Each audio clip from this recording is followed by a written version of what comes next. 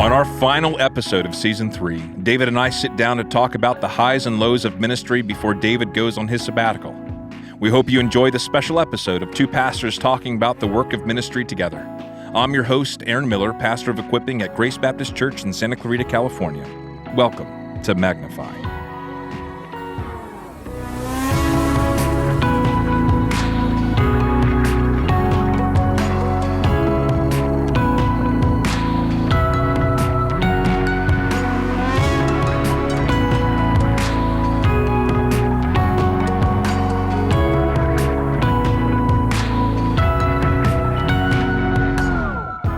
1, 2, 3, 4, 5. Testing. 1, 2, and 3. There is something about posture, like with your voice. Yep.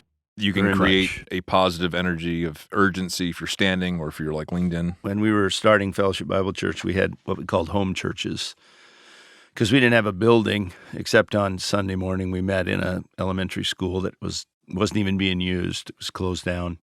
No heat, up in Tacoma all winter. We met there. People would bring sleeping bags and wrap themselves in them. And why did you not have heat? it was an elementary school that was no longer in use. And so they took all the utilities out. Oh, I thought you just meant it was empty, but it was like closed down. The electricity was still on, but they'd already removed the furnaces and all kinds of stuff. And we were in the gym.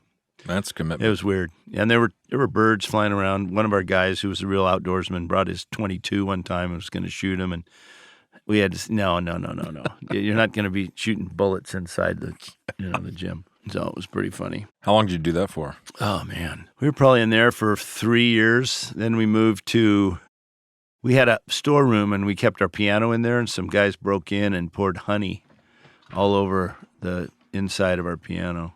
Really? That's just rude. Yeah. 3 years in a building like that with no operating heat. That's the kind of church we were. Mm-hmm. We were young. We were starting with plurality, which was brand new. We didn't have a senior pastor. In fact, we only had 2 guys that were paid, and they were just paid a stipend. They both had jobs. It's kind of a romantic season. Yeah, we were young. We were doing the first thing ever, and other churches were mad at us. So, wait, why is that? Well, the seminary where Dr. Wagner was the president, he'd written a book called The Pastor, and he argued that the only kind of church governance in the Bible was a single one elder and deacons. Yeah. So when we started a plurality-based Fellowship Bible Church, people started coming. Yeah. Because the teaching was great. I wasn't one of the teachers. Bruce Stabbert, Earl Oliver, Bruce's dad, the 3 of them were really good. Yeah. And it was, it was different. We would sing for a long time, and we'd take the Lord's Supper every week, and we had great preaching, and then we'd take a break, and then we'd come back and have testimonies and more singing. Sure. It was like from 9 to noon. Yeah. I mean, the thing with those romanticized seasons of life, like in ministry, is they just by nature can't last long. That's exactly what happened. Yeah. I don't know what's more fatiguing, something like that, or like here we are in a church our size. I don't know who competes or who wins with the fatigue level. I think it depends on where you are and when you are. Well, that church still is going on today. It's about 800 people, but they've had to become more traditional. We used to never take an offering. The kids were with us all the time. Then the kids started becoming teenagers, so they started a youth ministry. Yeah. They got tired of meeting in homes, so they built a building. I mean, they're very much more traditional now because the culture in which we live has a system to it. It operates according to certain knowns, and church is one of those. And so they had to adopt it. And they're really good people. They're doing a good job still, though. Speaking of fatigue, Yeah. what have you found most fatiguing in ministry? Because, it's a weird thing doing what you do. People think they understand you because they sit in front of you for an hour a week, right? Or they at least understand the world of ministry because they're shielded from seeing what's going on under the surface outside of our corporate gatherings. Like, what's most fatiguing? Well, I think there are 2 things. There's what I would call mental fatigue, because we spend a lot of our days reading, parsing verbs, reading theology, breaking down texts, finding structure. How do I illustrate it? How do I cram it into 40 minutes? And then we write papers on marriage and divorce, on healing at grace, on all these articles that we're reading, law versus principle, and we're always thinking. And there's just a mental fatigue that comes when you're just always, my dad would say, cogitating. So, there are nights when I go home a lot of times, and after dinner, I don't want to do anything except sit out in the backyard, watch the sunset, talk with Sherilyn, watch, a recorded hour of television. I don't want to think. Yeah. I know that sounds horrible, but that can be very fatiguing. But the second one I think is even worse, and that's what I would call, it's probably emotional fatigue, but what I mean by that is you're carrying the lives and the concerns and the sicknesses and the tragedies of, 2,000 people from time to time. Right. And so you're making phone calls, you're talking to people, but you're thinking about the Milos of the world. Sure. Right? Yeah. And all the men who died during COVID, leaving widows. The marriages that are and the marriages suffering. Right now, what do you think? We've got 5 or 6 on the counter, so to speak, that we're looking at and talking with, and on the operating table. And it carries a toll. Sure. If you really care about people. Yeah. So those are the two things that are fatiguing. It's not so much physical, but the emotional and mental do affect the physical. Yeah, and then there's probably a third expression. Like, I'm not doing ministry at your level, but it's taking the mental and then what we're calling the emotional. And in the course of maybe a few hours or even within the framework of a day, you're going back and forth between those two things. So here you are studying, right? You're reading, writing articles, you're studying theology, you're in the text, and then you have a marriage counseling appointment. And you totally have to pivot, and it's like, oh, I got to change my mind. I don't do well with that at all. I remember I had a 64 Volkswagen back in the day, and every once in a while the starter would get stuck. And so what you'd do is you'd take some jumper cables from the battery, and you'd hit the starter one way, and then you'd reverse the tongs and hit it the other way. So it was going right, then it was going left and right, and it eventually would break loose.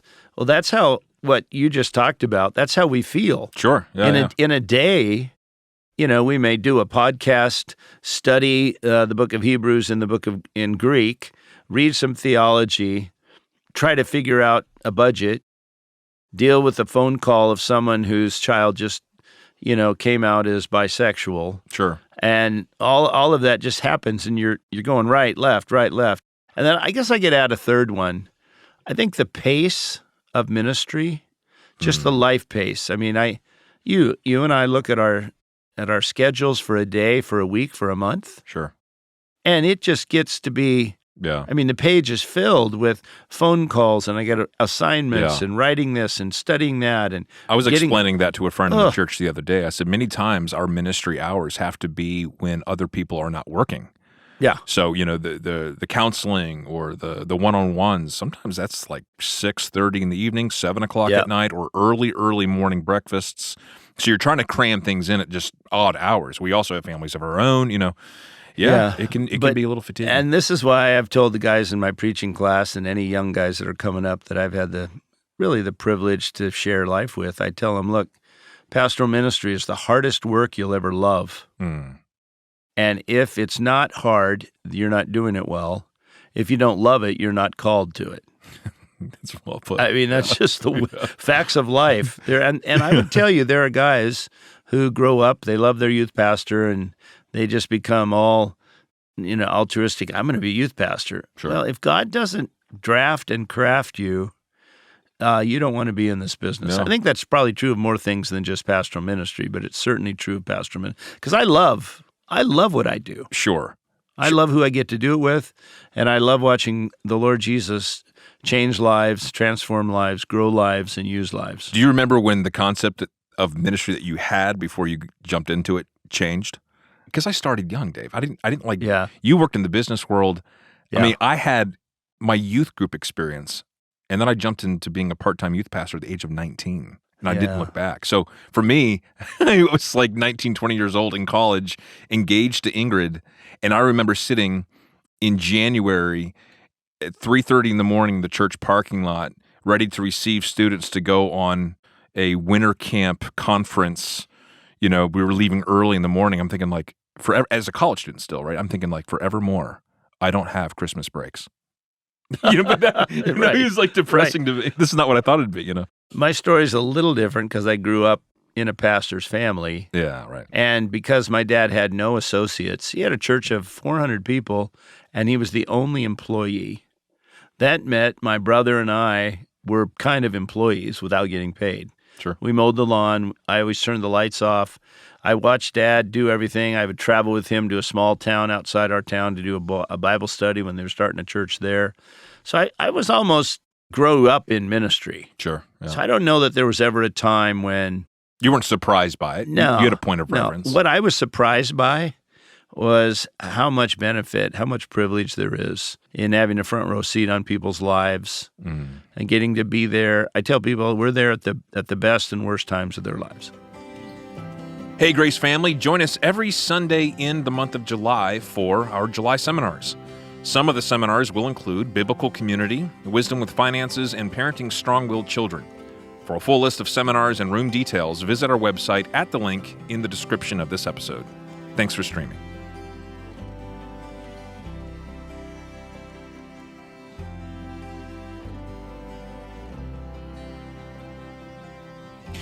Now, the drop of this podcast, you will be on your sabbatical. Yes. Did Oscar Hegg ever take a sabbatical? No, he never did. So, I mean, because people don't really have an understanding of sabbaticals in general, which is why I think it's helpful to maybe talk about it. They're like, oh, 3-month vacation paid? That's fantastic. Well, and that's why I've never had one in almost 40 years of pastoral ministry, even though I could have taken it and was offered and qualified for it and all that stuff. But because of my 11 years in the corporate world, I was in the holding company of a pretty vast financial empire, Pacific First Savings and Loan, Pacific First Travel, Pacific First Investments. And we had branches in Oregon and Washington and Northern California. And if an assistant vice president had come in and said, well, I'm going to take a 3-month sabbatical, they would have just laughed him out of the room. Sure. I mean, we didn't do that. Sure. And we worked 50, 60, 70 hours a week sometimes. So when I got into pastoral ministry eventually, I never took one because I thought, I can't believe most of the people in the church, the business guys, they're not going to believe in it. But, when I came to Corona, we had a sabbatical policy. And then when I came here, we had one.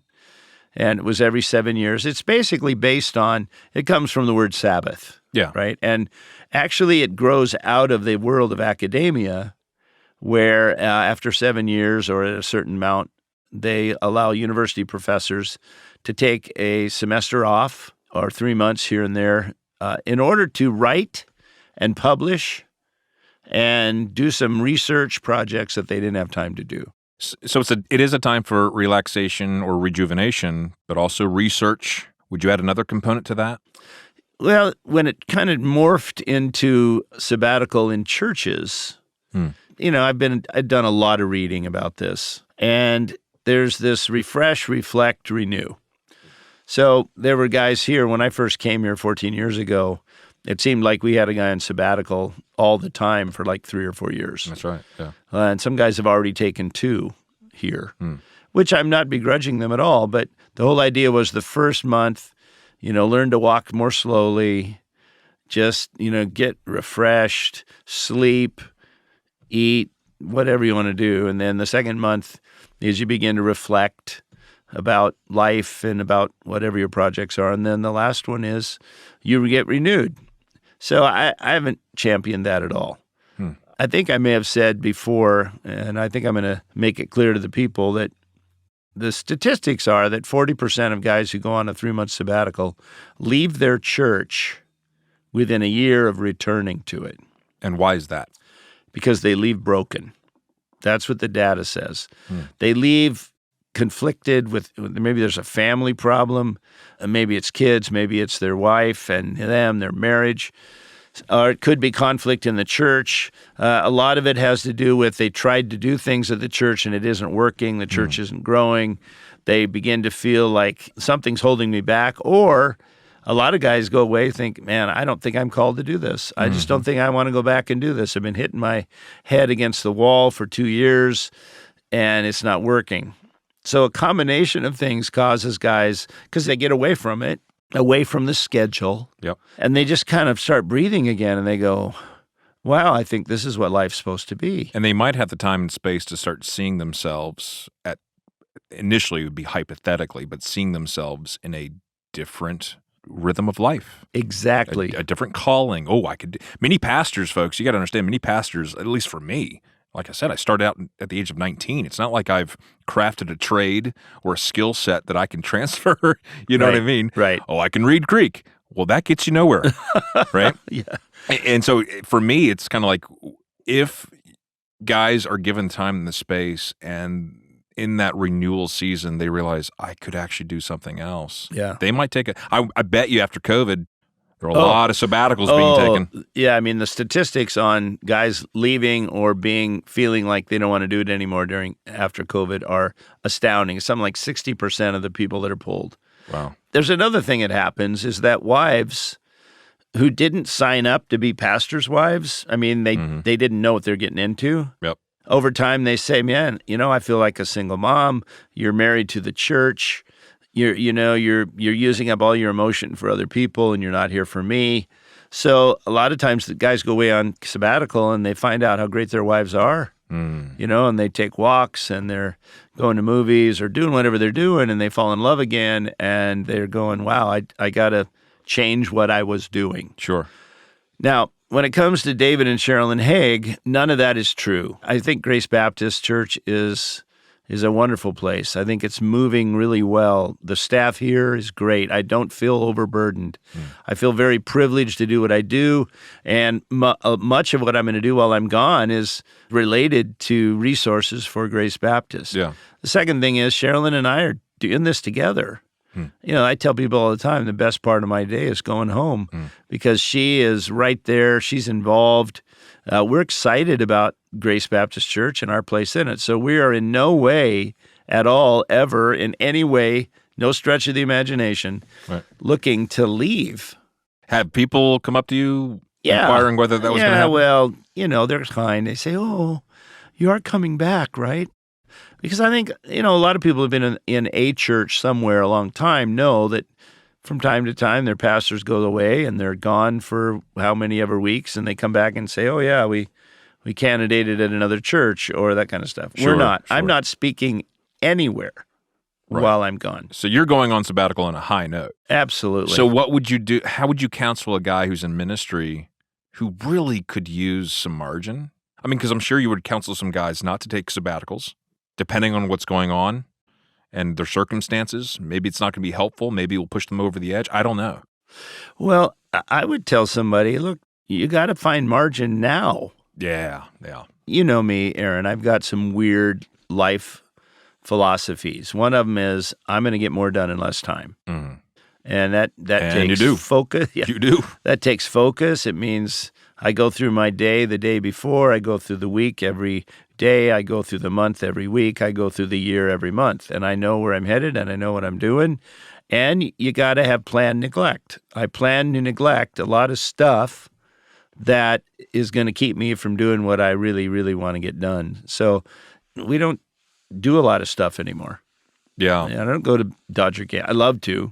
Sure. I don't play golf. Right. I don't, very seldom, any of that kind of stuff. I don't think I'm a martyr. I just love what I do. No, observing you in action in ministry has been an education for all the other pastors. I've talked to Jared Burkholder about this quite often. In terms of how you own your calendar, it allows you to be the man you need to be in the various places you exist. Yeah. Most importantly, at home with Sherilyn. Yeah. And that was one of the first things you taught me when I was coming on. And at the time, we had 4 services spread over 2 days. And you said, listen, man, this place can eat you alive if you let it. You've got to own that calendar, Yep, that's right. You can't hurry experience. A lot of this stuff I've learned the hard way. As Larry Osborne taught me, I've paid the dumb tax on stuff. Yeah. I'm looking forward to a sabbatical because when I come home, we're going to start the life of David. Yeah. And teaching Old Testament narrative is going to be a new, not a new challenge, but we haven't done it for a long time. Right. We've been in Romans and 1 Corinthians and a lot of those Psalms and things like that.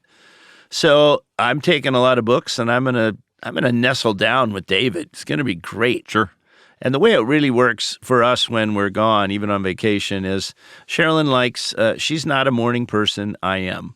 She likes quiet, lazy mornings with coffee where she's by herself, and I'll be out on the porch with my computer by 6 o'clock every morning watching the sun come up.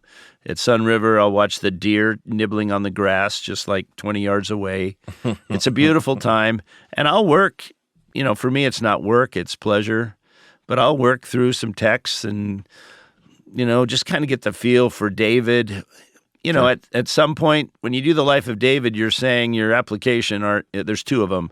Number one, don't be like David. Yeah. Or number two, do be like David, depending on the story. So I want to get my hands around it. I'm really excited about it.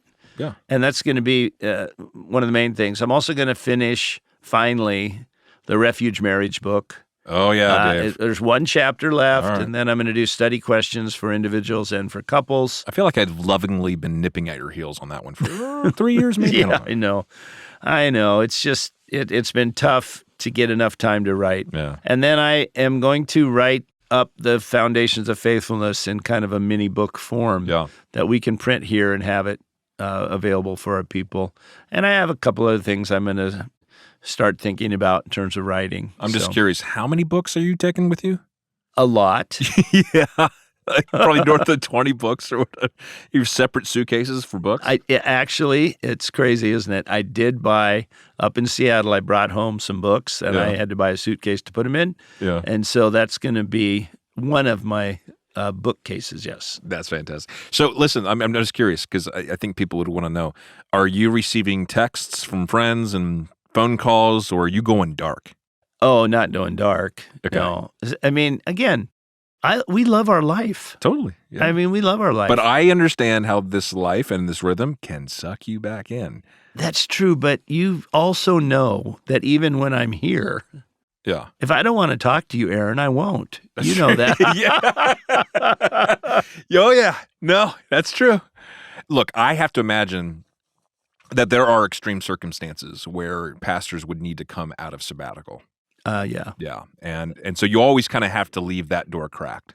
You know? Oh, well, and, you know, and I still want to know. I've worked out a thing with Joe and Corona that, you know, once a week they're going to kind of put stuff up on Teams for me, and I'll go and look at it. But I'm probably still going to look at email from time to time, and we love the people here. We love what's going on here. I'm going to want to listen to the sermons that you guys are going to do online. Yep. Probably not on Sunday. We're going to go to services.